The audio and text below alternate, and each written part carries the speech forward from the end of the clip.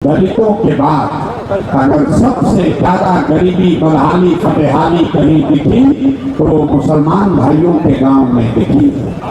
अब जो आदमी यहाँ आएगा वो यही बताएगा कि हम अच्छे हैं दूसरा खराब है। ये दंशराज की मजलिस है तो हमारे साथी बता रहे हैं कि आपको लालू जी ने ठग लिया। ये दंशराज की मजलिस है तो कोई भाजपा को दोष देगा, कोई लालू जी को, कोई कांग्रेस को। कल अगर राजद की मजलिस होगी उसमें दोष लगेगा किसी दूसरे को। आपके पास उपाय क्या है ये जानने का, कौन सही कौन गलत? तो मेरे भाई आपके पास वो उपाय है वो आपके पैगंबर साहब ने दिया।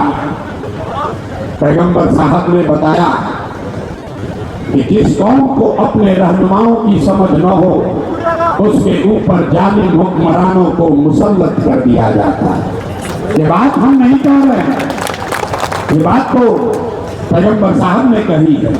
तो अगर आज का हुक्मरान जालिम है, अगर आज का हुक्मरान जालिम है तो इसका मतलब है कि कहीं न कहीं आपसे अपने रहनुमाओं को चुनने में गलती हुई है।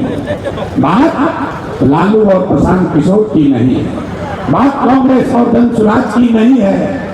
अगर मुसलमानों की ये दुर्दशा हुई है, अगर आज का हुक्मरान जालिम है तो निश्चित तौर पर आपसे अपने रहनुमाओं को चुनने में गलती हुई है, तभी तो ये दुर्दशा हुआ।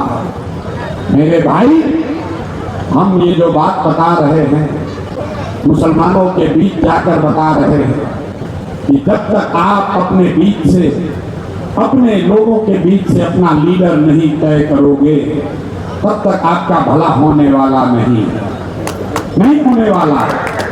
दंशराज और दूसरे में क्या फर्क है? दंशराज मुसलमानों को ये कह रहा है कि आप अल्लाह से डरिए और हक के साथ खड़ा होइए। दूसरे दल ये कह रहे हैं कि आप भाजपा से डरिए और तादाद का हिस्सा बन जाइए। मेरे भाई आपको तो इस्लाम में बताया गया कि आपको हक के साथ खड़ा होना है, लेकिन आप अपनी दशा देखिए, आपको हक की चिंता नहीं है, आपको तादाद की चिंता है। लोग हम लोगों से भी पूछ रहे हैं कि आपके साथ कितनी तादाद है, कौन आपके साथ है कि आपके साथ जुड़े कि आप भाजपा को हराएंगे। ये तो इस्लाम में जो बात बताई गई उसका ठीक उलट है। अगर तादाद की चिंता की गई होती तो इस्लाम तो शुरू ही नहीं होता। इस्लाम को बनाने वाले तो दो लोग ही थे, तादाद तो उनके विरोध में थी। और आप अपनी दशा देखिए, आप इस्लाम को मानते हैं लेकिन आप हक की बात नहीं कर रहे, आप तादाद की बात कर रहे हैं। अरे आपके हदीस में सही मुस्लिम, सही बुखारी में आपको बताया गया, मुसलमानों को कहा गया कि आपकी ये बात यही है कि हर मुसलमान को अपने बच्चे के साथ इंसाफ करना है। प्रशांत किशोर नहीं कह रहे हैं, ये तो पैगंबर साहब ने कहा कि हर मुसलमान को अपने बच्चे के लिए अच्छा नाम देना है, अपने बच्चों की तालीम और तरबियत करनी है। आप अपने दिल पर हाथ रखकर बोलिए, आज आधे से ज्यादा मुसलमान चाहकर भी अपने बच्चों के साथ इंसाफ नहीं कर पा रहे। और जिन लोगों की वजह से आपके और आपके बच्चों की ये दशा हुई है उसके साथ तादाद का हिस्सा बनकर आप चलते जा रहे हैं। इसीलिए दंशराज ये कह रहा है कि मेरे भाई एक बार ये भाजपा से डरना बंद करो, अल्लाह से डरना शुरू करो और हक के साथ खड़ा हो जाओ। आपकी वो ताकत है, आपकी वो ताकत है। आप अपना रहनुमा भी बनाओगे और अपने बच्चों के लिए इंसाफ भी हासिल करोगे। ये रास्ता दंशराज बता रहा है। यहाँ जितने साथी आए हैं बरसों से MY समीकरण के हिस्सा हैं। लोग कहता है कि इसी समीकरण से जीतेंगे। मेरे भाई हम मन से रोज कहते हैं कि बिहार में MY समीकरण नहीं है, YM समीकरण है। यहाँ पर वाई समाज के लोग खड़े हैं, उनके साथ आप ईमानदारी से वोट देते हैं। लेकिन यहाँ मुसलमान समाज का कोई खड़ा हुआ तो आधे से ज्यादा युवा वाई समाज के लोग भाजपा को वोट दे देते हैं। अब कोई कहेगा कि यादव समाज के लोग आपके साथ धोखा कर रहे हैं, बिल्कुल नहीं। ये यादव समाज की गलती नहीं है मेरे भाई, ये यादवों की गलती नहीं है। आप अगर ये समीकरण किसी फॉरवर्ड के साथ, ब्राह्मण के साथ, कुशवाहा के साथ, दलित के साथ बना लोगे तो भी यही होगा। क्यों? ये रहस्य समझिए, पूरे देश में 80% हिंदू रहते हैं, पूरे देश में 80% हिंदू रहता है और भाजपा को वोट कितना मिला? करीब करीब 40%। इसका मतलब है कि इस देश में आज भी आधे से ज्यादा हिंदू भाजपा से इत्तेफाक नहीं रखता है, भाजपा को वोट नहीं देता है। तो 5वीं क्लास का विद्यार्थी में बता देगा कि 80% हिंदुओं के देश में अगर भाजपा को 40% वोट आया, इसका मतलब है कि आधे हिंदुओं ने वोट दिया। तो बस आपको इतना समझना है कि कौन हिंदू भाजपा को वोट दे रहा है और कौन हिंदू भाजपा को वोट नहीं दे रहा। जब आपको लगे कि किसी एक जाति विशेष का हिंदू भाजपा को वोट देता है या नहीं देता है, तो मेरे भाई ये याद रखिए कि लोग कहते हैं कि बिहार में मोदी जी को वोट लोगों ने दिया, तो मोदी जी की जाति का तो एक भी हिंदू बिहार में नहीं रहता। तो मोदी जी को वोट दिया किसने? मोदी जी को वोट दिया किस हिंदू ने? मेरे भाई, मोदी को वोट उसने दिया जो विचारधारा के आधार पर भाजपा से मुतमईन है, भाजपा के साथ जाना चाहता है। उसमें ब्राह्मण भी है, उसमें यादव भी है, उसमें कुशवाहा भी है, उसमें वैश्य भी है। किसी जाति में थोड़ा कम होगा, किसी में ज्यादा, लेकिन सभी जातियों में मोटे तौर पर 40 से 50% ऐसे लोग हैं और भाजपा के साथ विचारधारा के वजह से जुड़े हुए हैं। अब आपके पास उपाय क्या है?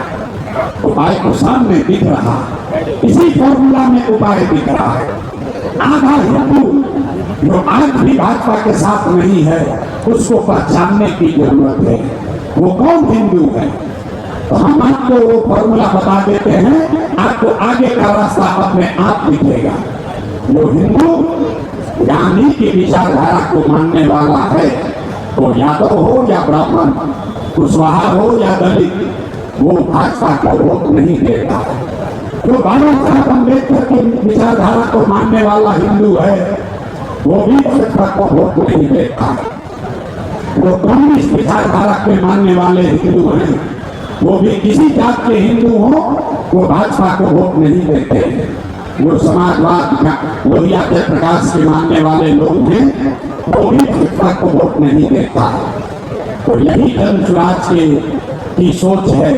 इन 4 विचारधारा के मानने वाले हिंदुओं को अगर 20% मुसलमान के साथ जोड़ दिया जाए तो आप हुए 7, भाजपा हुई 40 और इसी से मुकम्मल राजनीतिक सामाजिक जीत हासिल की जा सकती है। इस बात को आप समझिए, यही फर्क है।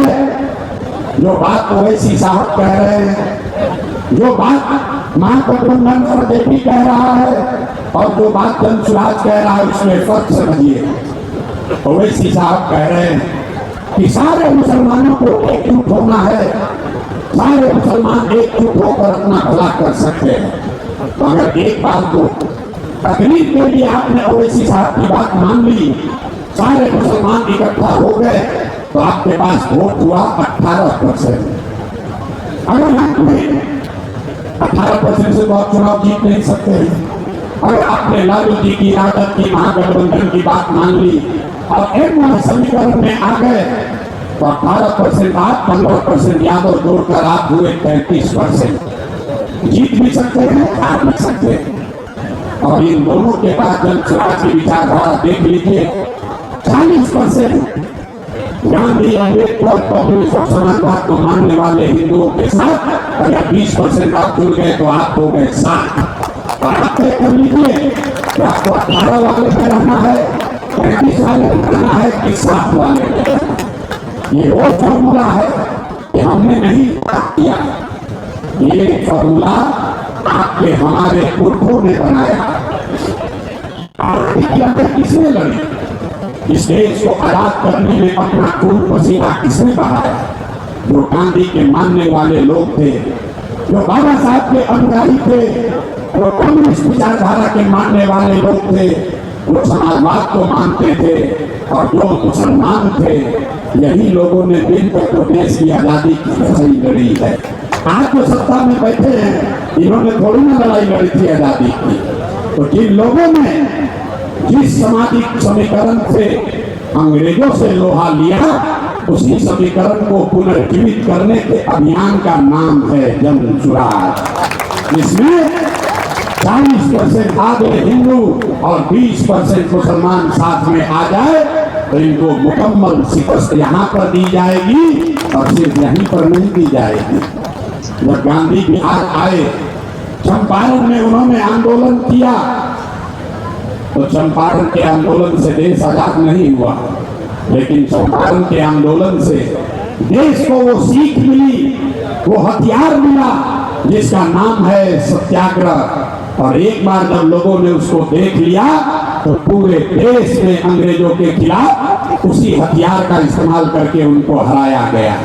तो जन सुराज जो बिहार में कर रहा है, मेरे भाई, आधे से ज्यादा हिंदू आज जन सुराज के साथ जुड़ रहे हैं। अगर आप साथियों ने इसमें कंधा लगा दिया तो यहाँ तो हम लोग इनको हराएंगे ही, लेकिन ये बात यहाँ से शुरू हो रही है, रुकेगी नहीं। अगर आपने बिहार में सफलता हासिल की तो यहीं से आप यूपी में जा सकते हैं, यहीं से आप राज्यों में भी जा सकते हैं, यहाँ सही में लड़ाई लड़ी जानी है। ये आपको बताने आए, आप इसको देख लीजिए, जांच लीजिए, परख लीजिए। हमारे कहने पर, हमारी तकरीर पर मत जाइए, हमारी कथनी पर नहीं, हमारे करनी को देखिए। 3 वर्ष में जीरो से शुरू करके आज इतनी बड़ी जमात खड़ी कर दी गई है। इन हिंदुओं को हिंदू मुसलमान के नाम पर आपसे अलग किया गया था, उन्हीं हिंदुओं को गांधी की बात बताकर, गांधी की बात समझाकर, गांधी, अम्बेडकर, बाबा साहब के विचारों को बताकर उनको एक साथ जोड़ा जा रहा है। अगर अब आप नहीं खड़े हुए, जो साथी आपके साथ चलना चाहता है उसके साथ आप नहीं खड़े हुए, तो मेरे भाई आपके साथ को कभी इतिहास भी माफ नहीं करेगा। एक बात आप समझ लो, ये जो जीतने हारने का गुनागनित आप कर रहे हैं, जीतेगा जन सुराज ही, जीतेगा जन सुराज ही। ये मेरा कोई अभिमान नहीं, अहंकार नहीं है, क्योंकि आपको भी पता है, इस्लाम में भी कहा गया है कि ईमानदारी से किया गया जद्दोजहद कभी बेकार नहीं जा सकता है। और 3 वर्ष जितना जद्दोजहद, जितना पसीना प्रशांत किशोर ने बहाया है, बिहार की धरती पर किसी ने इतनी मेहनत नहीं की है। अब आपको तय करना है कि आपको जन सुराज के साथ अभी आना है या चुनाव जीतने के बाद चलना है। चलना तो आपको जन सुराज में ही है, तय आपको खाली समय का करना है, सिर्फ समय का तय करना है। अगर आप हमारे साथ कंधा लगा दें तो निश्चित तौर पर हमारी लड़ाई थोड़ी आसान हो जाएगी। लेकिन अगर आप कंधा नहीं लगाते हैं, हमारी मदद नहीं करते हैं, तो भी आपसे हमारा कोई शिकवा शिकायत नहीं है। आज इसके बाद जब चुनाव जीतेंगे फिर आपके पास आएंगे, आपको अपने साथ लेकर चलने के लिए आएंगे। इसलिए आपको तय करना है कि आप अभी हमारे साथ चलना चाहते हैं, जन सुराज के साथ जुड़ना चाहते हैं, या चुनाव के बाद चलना चाहते हैं। लेकिन अगर चुनाव के बाद जीत आओगे, जब जन सुराज जीत कर आएगा तब आप जीत आइएगा कंधा लगाने, याद रखिए उसका हरजाना भी भरना पड़ेगा। हम शाकाहारी आदमी हैं, अगर जीत कर आए तो आपसे जीत का सेवई भी खाएंगे और आपको साथ में लेकर भी चलेंगे। तो भैया आप कर लो कि अभी चलिएगा तो सेवई को कम से कम जरूर बचेगा, और नहीं तो अभी जिसका लालटेन में किरासन तेल बनकर जल रहे हैं जलते रहिए। लेकिन याद रखो भाई, अगर किसी के लालटेन में किरासन तेल बनकर जलते रहिएगा तो जलेंगे आप, जलेगा आपके बच्चों का भविष्य, और रोशनी होगी किसी दूसरे के घर में। आपके घरों में रोशनी, आपके बच्चों की जिंदगी में रोशनी नहीं आ सकती है। इसलिए लोग कहता है भागीदारी के लिए। किसी ने कहा अभी कि गया में सीट नहीं मिला।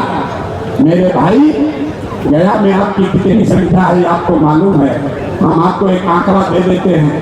पूरे बिहार में सबसे ज्यादा मुसलमान कटिहार जिले में रहता है। ध्यान दीजिए, पूरे बिहार में सबसे ज्यादा मुसलमानों की आबादी कटिहार में है। और मैं आपको कैमरे पर कह रहा हूँ, जितने लोग यहाँ राजद के समर्थक हैं, घर जाइए और खोज कर हमको बता दीजिएगा पिछले 20 वर्ष में कटिहार में राजद ने आज तक एक भी मुसलमान को टिकट नहीं दिया। आज तक कटिहार में टिकट दिया ही नहीं। आप गया की बात करो, जहाँ आपकी आबादी 50% है, वहाँ तो आपको टिकट दिया ही नहीं। तो गया में नहीं दिया तो कौन गुनाह कर दिया? मेरे भाई, अगर टिकट मांगने से मिले उस वो व्यवस्था ठीक नहीं है। जनसुराज ने कहा है कि जिसकी जितनी आबादी है उसको उतना टिकट मिलेगा ही मिलेगा, सिर्फ मुसलमानों के लिए नहीं। अगर यादव समाज के भी आबादी 15% है तो 30 यादव समाज के साथी भी जनसुराज से लड़ेंगे। अगर आपकी आबादी 18% है तो 40 मुसलमान साथी भी जनसुराज के टिकट से लड़ेंगे। जनसुराज ने यहाँ तक कह दिया कि जहाँ पर पहले से मुसलमान विधायक है, हम वो सीट पर मुसलमान नहीं लड़ाएंगे। तुम अपना दिखा दो भैया कि तुम कितना मुसलमान के हितैषी हो। अगर आपको लगता है कि मुसलमान का ये वोट बांट देंगे, हमने ऐलान किया हुआ है कि जहाँ पर वो पहले मुसलमान घोषित कर देंगे, हम वहाँ मुसलमान नहीं लड़ाएंगे। आप लड़ा कर जिता लीजिए, फिर भी हम 40 सीट मुसलमानों को देंगे, क्योंकि बिहार में 90 सीट ऐसा है जहाँ मुसलमानों का हक है, दावा है, जहाँ आपको टिकट मिलना चाहिए। आपकी आबादी है 50,000 से ज्यादा आबादी वाले 80 से ज्यादा विधानसभा है और आपका 19 विधायक है। अगर आपको अपनी भागीदारी चाहिए, अगर आपको अपने बच्चों के लिए बढ़िया भविष्य चाहिए, तो मेरे भाई एक नई व्यवस्था बनाइए, इसी से वो रास्ता निकलेगा। जनसुराज एक छोटा पौधा है, लेकिन अगर इसको सींचिएगा तो यही बड़ा होकर आपके और आपके बच्चों को फल भी देगा और आपको छाया भी देगा। राजद वो मरा हुआ वृक्ष है जिसको खून से भी सींच लोगे उसमें फल लगने वाला नहीं है। चाहे आप सुनो मेरे भाई। और अंतिम बात, वोट न देना हो मत दो, लेकिन अपने लिए विकल्प का दरवाजा खोलिए। अगर हमारी बात पर भरोसा न हो तो अभी जाने से पहले हमारे साथ एक फोटो खींच लीजिए और अपने फेसबुक पर डाल दीजिए। जिन राजद के नेताओं ने आपको 5 वर्ष में पूछा होगा, फोन नहीं किया होगा, जैसे ही मेरे साथ फोटो डालोगे, अगले 3 दिन के अंदर कोई ना कोई राजद वाला फोन करेगा, अरे चाचा काहे नाराज है, हम चुनाव की ओर काहे जा रहे हैं। ये विकल्प की ताकत है। आप देख रहे हैं, जब चुनाव आया तो आज नीतीश कुमार करना कहाँ पर है, तिजोरी खोल दी। राजद से नहीं डरता था, जनसुराज का डर है कि 400 रुपया का पेंशन 1100 हो गया, आंगनबाड़ी की सैलरी बढ़ गई, आशा की सैलरी बढ़ गई, रसोईया का सैलरी डबल हो गया, महिलाओं को 10,000 रुपया का भाव भरवा रहे हैं, बेरोजगारों को 1,000 रुपया दे रहे हैं। क्यों? इसलिए कि उनको मालूम है कि सबसे ज्यादा एनडीए का जो वोटर है वो जनसुराज की ओर जा रहा है। अगर नहीं रोके तो पूरी तरीके से कट्टे साफ हो जाएंगे। अगर जनसुराज नहीं होता तो यही नीतीश कुमार भाजपा वाले ये कहते कि लोग जाएगा कहाँ, लालू के डर से वोट हम ही को देगा। यही स्थिति आपकी है। आज महागठबंधन वाले, राजद वाले यही सोच रहे हैं कि मुसलमान जाएगा कहाँ, भाजपा के डर से हम ही को वोट देगा। आपको वोट जिसको देना है दीजिए, लेकिन कम से कम उनमें, उनके मन में डर पैदा कीजिए कि अगर आपकी वो चिंता नहीं करेंगे, आपके बच्चों का काम नहीं करेंगे, आपकी सुरक्षा की बात नहीं करेंगे, तो आप जनसुराज की ओर भी जा सकते हैं। इतना डर पैदा कीजिए, आधा काम आपका अपने आप होने लगेगा। यही सुझाव, यही मशवरा देने आए हैं। बाकी आप खुद दानेश्वर लोग हैं, आप तय कर लीजिए कहाँ चलना है, नहीं चलना है।